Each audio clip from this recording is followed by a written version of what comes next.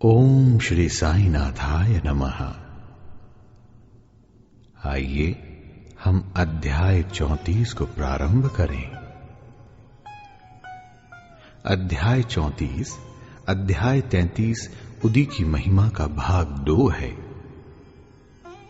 इसमें डॉक्टर का भतीजा डॉक्टर पिल्ले, श्यामा की भयाहू, ईरानी कन्या, हरदा के महानुभाव एवं बंबई की महिला की प्रसव पीड़ा की कथाओं का समावेश है।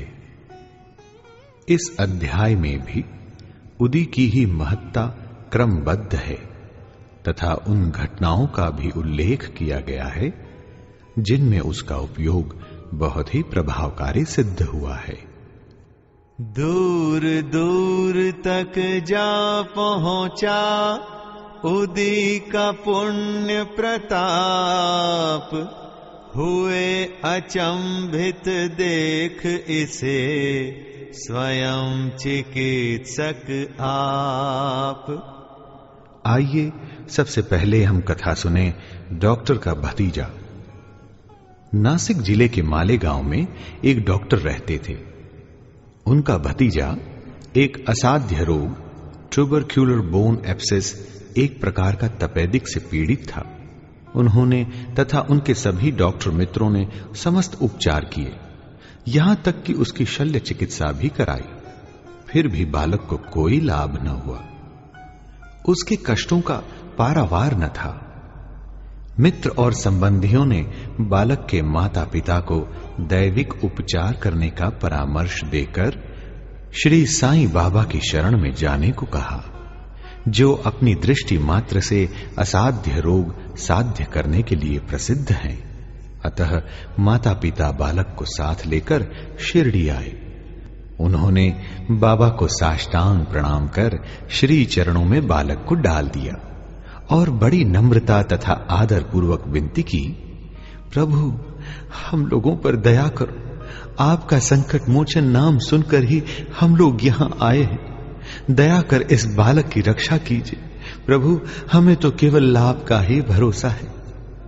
प्रार्थना सुनकर बाबा को दया आई और उन्होंने सांत्वना देकर कहा, जो इस मस्जिद की सीढ़ी चढ़ता है उसे जीवन पर्यंत कोई दुख नहीं होता, चिंता न करो।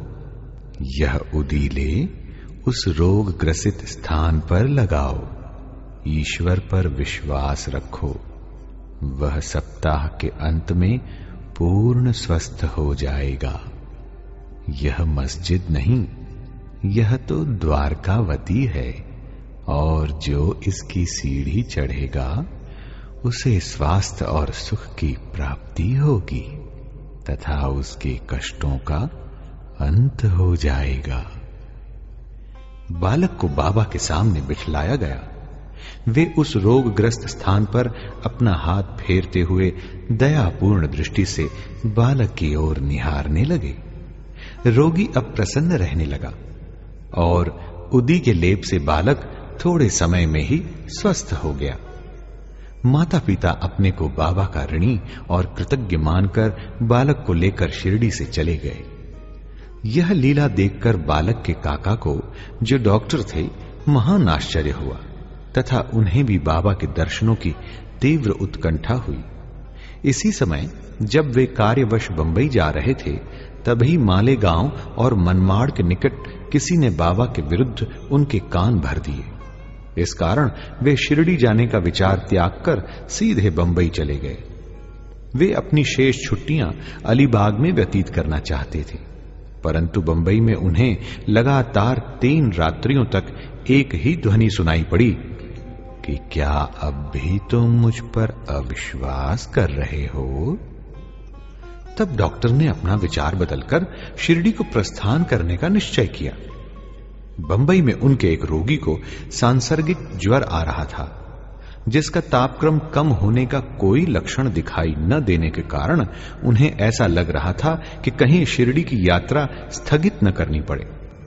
उन्होंने अपने मन ही मन एक परीक्षा करने का विचार किया कि यदि रोगी आज अच्छा हो जाए तो कल ही मैं शिरडी के लिए प्रस्थान कर दूंगा। आश्चर्य है कि जिस समय उन्होंने यह निश्चय किया, ठीक उसी समय से ज्वर में उतार होने लगा और ताप क्रमशः सामान्य स्थिति पर पहुंच गया। तब वे अपने निश्चयानुसार शिरडी पहुंचे और बाबा का दर्शन करके उन्हें प्रणाम किया। बाबा ने उन्हें कुछ ऐसे अनुभव दिए कि वे सदा के लिए उनके भक्त हो गए। डॉक्टर वहां 4 दिन ठहरे और उदी तथा आशीर्वाद प्राप्त कर घर वापस आ गए। एक पखवाड़े में ही पदोन्नति पाकर उनका स्थानांतरण बीजापुर को हो गया। भतीजे की रोग मुक्तता ने उन्हें बाबा के दर्शनों का सौभाग्य दिया तथा शिरडी की यात्रा ने उनकी श्री साईं के चरणों में प्रगाढ़ प्रीति उत्पन्न कर दी। आइए अब हम एक और डॉक्टर पिल्ले की कथा सुने। डॉक्टर पिल्ले बाबा के एक निष्ठ भक्त थे। इसी कारण वे उन पर अधिक स्नेह रखते थे और उन्हें सदा भाऊ कहकर पुकारते तथा हर समय उनसे वार्तालाप करके प्रत्येक विषय में परामर्श भी लिया करते थे। उनकी सदैव यही इच्छा रहती कि वे बाबा के समीप ही बने रहें। एक बार डॉक्टर पिल्ले को नासूर हो गया। वे काका साहेब दीक्षित से बोले कि मुझे असह्य पीड़ा हो रही है और मैं अब इस जीवन से मृत्यु को अधिक श्रेयस्कर समझता हूं। मुझे ज्ञात है कि इसका मुख्य कारण मेरे पूर्व जन्मों के कर्म ही हैं। जाकर बाबा से कहो कि वे मेरी यह पीड़ा अब दूर करें। मैं अपने पिछले जन्म के कर्मों को अगले 10 जन्मों में भोगने को तैयार हूं। तब काका दीक्षित ने बाबा के पास जाकर उनकी प्रार्थना सुनाई। साईं तो दया के अवतार ही हैं। वे अपने भक्तों के कष्ट कैसे देख सकते थे। उनकी प्रार्थना सुनकर उन्हें भी दया आ गई और उन्होंने दीक्षित से कहा, पिल्ले से जाकर कहो घबराने की ऐसी कोई बात नहीं। कर्मों का फल 10 जन्मों में क्यों भुगतना पड़ेगा। केवल 10 दिनों में ही गत जन्मों के कर्म फल समाप्त हो जाएंगे। मैं तो यहां तुम्हें धार्मिक और आध्यात्मिक कल्याण देने के लिए ही बैठा हूं। प्राण त्यागने की इच्छा कदापि न करनी चाहिए। जाओ, किसी की पीठ पर लादकर उन्हें यहां ले आओ। मैं सदा के लिए उनका कष्टों से छुटकारा कर दूंगा। तब उसी स्थिति में पिल्ले को वहां लाया गया। बाबा ने अपनी दाहिनी ओर उनके सिरहाने अपनी गादी देकर सुख से लिटाकर कहा, इसकी मुख्य औषधि तो ये है कि पिछले जन्मों के कर्म फल को अवश्य ही भोग लेना चाहिए ताकि उनसे सदैव के लिए छुटकारा हो जाए। हमारे कर्म ही सुख दुख के कारण होते हैं, इसलिए जैसी भी परिस्थिति आए उसी में संतोष करना चाहिए। अल्लाह ही सबको फल देने वाला है और वही सबका रक्षण करता है। ऐसा विचार कर सदैव उनका ही स्मरण करो। वे ही तुम्हारी सब चिंता दूर करेंगे। तन, मन, धन और वचन द्वारा उनकी अनन्य शरण में जाओ। फिर देखो कि वे क्या करते हैं। डॉक्टर पिल्ले ने कहा कि नाना साहब ने मेरे पैर में एक पट्टी बांधी है, परंतु मुझे उससे कोई लाभ नहीं पहुंचा। नाना तो मूर्ख है। बाबा ने कहा, वह पट्टी हटाओ, नहीं तो मर जाओगे। थोड़ी देर में ही एक कौवा आएगा और वह अपनी चोंच इसमें मारेगा, तब तुम शीघ्र अच्छे हो जाओगे। जब ये वार्तालाप हो ही रहा था, उसी समय अब्दुल, जो मस्जिद में झाड़ू लगाने तथा दिया बत्ती आदि स्वच्छ करने का कार्य करता था, वहां आया। जब वह दिया बत्ती स्वच्छ कर रहा था तो अचानक ही उसका पैर डॉक्टर पिल्ले के नासूर वाले पैर पर जा पड़ा। पैर तो सूजा हुआ था ही, और फिर अब्दुल के पैर से दबा तो उसमें से नासूर के 7 कीड़े बाहर निकल पड़े। कष्ट असहनीय हो गया और डॉक्टर पिल्ले उच्च स्वर में चिल्ला पड़े, किंतु कुछ समय के बाद वे शांत होकर गीत गाने लगे। तब बाबा ने कहा, देखा भाऊ, अब अच्छा हो गया है और गाना गा रहा है। गाने के बोल थे, करम कर मेरे हाल पर तू करीम, तेरा नाम रहमान है और रहीम, तू ही दोनों आलम का सुल्तान है, जहां में नुमाया तेरी शान है, फना होने वाला है सब कारोबार, रहे नूर तेरा सदा आशिकार, तू आशिक हर दम मददगार है, मददगार है, मददगार है। फिर डॉक्टर पिल्ले ने पूछा, बाबा वह कौवा कब आएगा और चोंच मारेगा? बाबा ने कहा, अरे क्या तुमने कौवे को नहीं देखा? अब वह नहीं आएगा। अरे अपना अब्दुल ना, जिसने तुम्हारा पैर दबाया, वही कौवा था। उसने चोंच मारकर नासूर को हटा दिया। वो अब फिर से क्यों आएगा? अब जाकर वाड़े में विश्राम करो, तुम शीघ्र ही स्वस्थ हो जाओगे। उदी लगाने और पानी के साथ पीने से बिना किसी औषधि या चिकित्सा के वे 10 दिनों में ही निरोग हो गए, जैसा कि बाबा ने उनसे कहा था।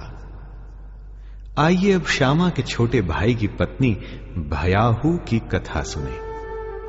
सावली विहीर के समीप श्यामा के छोटे भाई बापा जी रहते थे। एक बार उनकी पत्नी को गिल्टियों वाला प्लेग हो गया। उसे ज्वर हो आया और उसकी जांघ में प्लेग की 2 गिल्टियां निकल आई। बापा जी दौड़कर श्यामा के पास आए और सहायता के लिए चलने को कहा। श्यामा भयभीत हो उठे। उन्होंने सदैव की भांति बाबा के पास जाकर उन्हें नमस्कार किया और सहायता के लिए उनसे प्रार्थना की तथा भाई के घर जाने की अनुमति मांगी। बाबा ने कहा, इतनी रात्रि व्यतीत हो चुकी है, अब इस समय तुम कहां जाओगे श्यामा? केवल उदी ही भेज दो। ज्वर और गिल्टी की चिंता क्यों करते हो?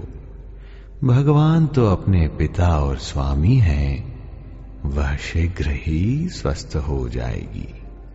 अभी मत जाओ, प्रातःकाल जाना और शीघ्र ही लौट आना। श्यामा को तो उस मृत संजीवनी उदी पर पूर्ण विश्वास था। उसे ले जाकर उसके भाई ने थोड़ी सी उदी गिल्टी और माथे पर लगाई और कुछ जल में घोलकर रोगी को पिला दी। जैसे ही उसका सेवन किया गया, वैसे ही पसीना प्रवाहित होने लगा। ज्वर मंद पड़ गया और रोगी प्रगाढ़ निद्रा में निमग्न हो गया। दूसरे दिन बापाजी ने अपनी पत्नी को स्वस्थ देखकर बड़ा आश्चर्य प्रकट किया कि न तो ज्वर है और न गिल्टी का कोई चिन्ह ही।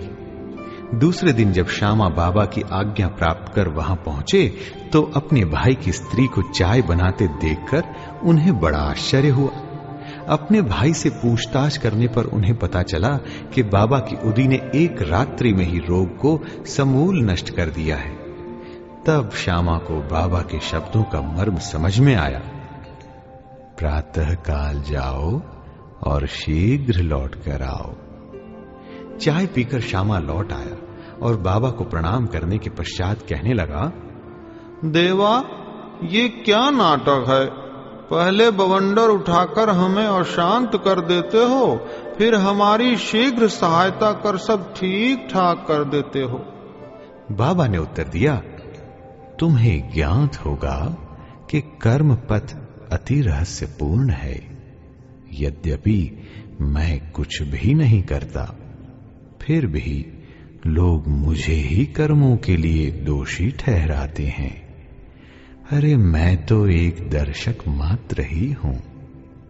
केवल ईश्वर ही एक सत्ताधारी और प्रेरणा देने वाले हैं। वे ही परम दयालु हैं। मैं न तो ईश्वर हूं और न मालिक, केवल उनका एक आज्ञाकारी सेवक ही हूं और सदैव उनका स्मरण किया करता हूं। जो निरभिमान होकर अपने को कृतज्ञ समझकर उन पर पूर्ण विश्वास करेगा, उसके कष्ट दूर हो जाएंगे और उसे मुक्ति की प्राप्ति होगी। आइए इसके बाद हम एक ईरानी कन्या की कथा सुने। अब एक ईरानी भद्र पुरुष का अनुभव पढ़िए। उनकी छोटी कन्या घंटे घंटे पर मूर्छित हो जाया करती थी। उसके दांत कस जाते थे, उसके हाथ पैर ऐंठ जाते और वह बेहोश होकर भूमि पर गिर पड़ती थी। जब नाना प्रकार के उपचारों से भी उसे कोई लाभ न हुआ, तब कुछ लोगों ने उस ईरानी से बाबा की उदी की बहुत प्रशंसा की और कहा कि वह विलेपार्ला में काका साहेब दीक्षित के पास से प्राप्त हो सकती है। तब ईरानी महाशय ने वहां से उदी लाकर जल में घोलकर अपनी बेटी को पिलाया। प्रारंभ में जो दौरे 1 घंटे के अंतर से आया करते थे, बाद में वे 7 घंटे के अंतर से आए और कुछ दिनों के पश्चात तो वह पूर्ण स्वस्थ हो गई। आइए अब हरदा के महानुभाव की कथा सुने। हरदा के एक महानुभाव पथरी रोग से ग्रस्त थे। यह पथरी केवल शल्य चिकित्सा द्वारा ही निकाली जा सकती थी। लोगों ने भी उन्हें ऐसा ही करने का परामर्श दिया। वे बहुत ही वृद्ध तथा दुर्बल थे और अपनी दुर्बलता देखकर उन्हें शल्य चिकित्सा कराने का साहस न हो रहा था। इस हालत में उनकी व्याधि का और इलाज ही क्या था। इसी समय नगर के इनामदार भी वहां आए हुए थे, जो बाबा के परम भक्त थे तथा उनके पास उदी भी थी। कुछ मित्रों के परामर्श देने पर उनके पुत्र ने उनसे कुछ उदी प्राप्त कर अपने वृद्ध पिता को जल में मिलाकर पीने को दी। केवल 5 मिनट में ही उदी के पेट में जाते ही पथरी मल मूतेंद्रिय के द्वार से बाहर निकल गई और वह वृद्ध शीघ्र ही स्वस्थ हो गया। ऐसी ही एक कथा बंबई की महिला की प्रसव पीड़ा से जुड़ी हुई है। बंबई की कायस्थ प्रभु जाति की एक महिला को प्रसव काल में असहनीय वेदना हुआ करती थी। जब वह गर्भवती हो जाती तो बहुत घबराती और किंग कर्तव्य मूढ़ हो जाया करती थी। इसके उपचारार्थ उनके एक मित्र श्री राम मारुति ने उसके पति को सुझाव दिया कि यदि इस पीड़ा से मुक्ति चाहते हो तो अपनी पत्नी को शिरडी ले जाओ। पुनः जब उनकी स्त्री गर्भवती हुई तो वे दोनों पति पत्नी शिरडी आए और वहां कुछ मास ठहरे। वे बाबा की नित्य सेवा करने लगे। उन्हें बाबा के सत्संग का भी बहुत लाभ हुआ। कुछ दिनों के पश्चात जब प्रसव काल समीप आया, तब सदैव की भांति गर्भाशय के द्वार में रुकावट के साथ अधिक वेदना होने लगी। उनकी समझ में नहीं आता था कि अब क्या करना चाहिए। थोड़ी ही देर में एक पड़ोसिन आई और उसने मन ही मन बाबा से सहायता की प्रार्थना कर जल में उदी मिला उसे पीने को दी। तब केवल 5 मिनट में ही बिना किसी कष्ट के प्रसव हो गया। बालक तो अपने भाग्यानुसार ही उत्पन्न हुआ, परंतु उसकी मां की पीड़ा और कष्ट सदा के लिए दूर हो गए। वे अपने को बाबा का बड़ा कृतज्ञ समझने लगे और जीवन पर्यंत उनके आभारी बने रहे। जन्म जन्म के कष्ट हरे बाबा का आशीष, ऐसे औघड़ दानी को कौन झुकाए ना शीश।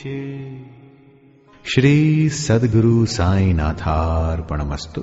शुभम भवतु। अध्याय 33 संपूर्णम। साईं नारायण नारायण हरि हरि।